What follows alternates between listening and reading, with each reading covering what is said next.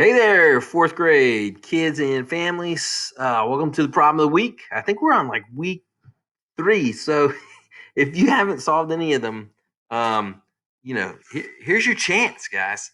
Um, I've got a couple saved on this so that you can go back, and if you haven't had a chance to solve the ones, this will be something you could do.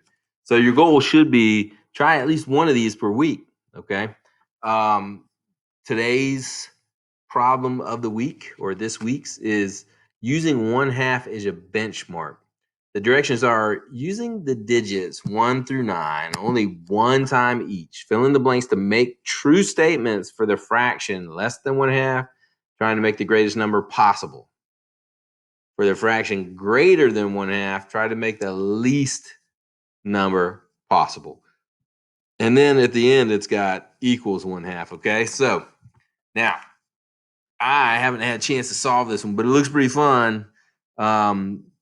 Remember what I did here for the purposes is I cut out, like, folded up a piece of paper and then cut it out into rectangles, and I had all the digits 1, 2, 3, all the way up to 9. I went ahead and did 0 too, because some of these little challenges also include 0. If you would also like, you can use cards to do the same thing. I mean, you have a little trouble with 1 and 0, but you could put like a queen or a king for 0 and ace for 1. Just remember that its value is 0 and the value of ace is 1. So I'm going to pause the video here. I'm going to encourage you to pause the video here too.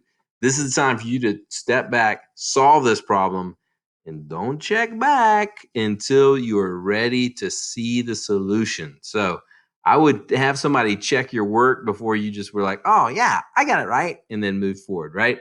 Because you want to check and make sure. All right. We'll see you on the other end of the pause. All right, guys. So I'm going back in. So I hope you're ready. Welcome back. Took me a little while, but not too long. Let's take a look here. I started off, first off, trying to figure out what would be 1/2 here. And then I thought, oh, I think it's a little more difficult to find out large numbers over here. After I got my answer, I went and checked, and there were like 394 answers on the site that I got this. So I think we're pretty safe with, they weren't really looking for exactly the highest absolute number, but this is what I came up with. Okay. I came up with less than half 4 nines, because 4 is less than half of 9, but it's pretty close. That's pretty big, right? I mean, because 4.5 would be half. Then I went with, what did I go with? 5/8, because 5 is just 1 more than half of 8.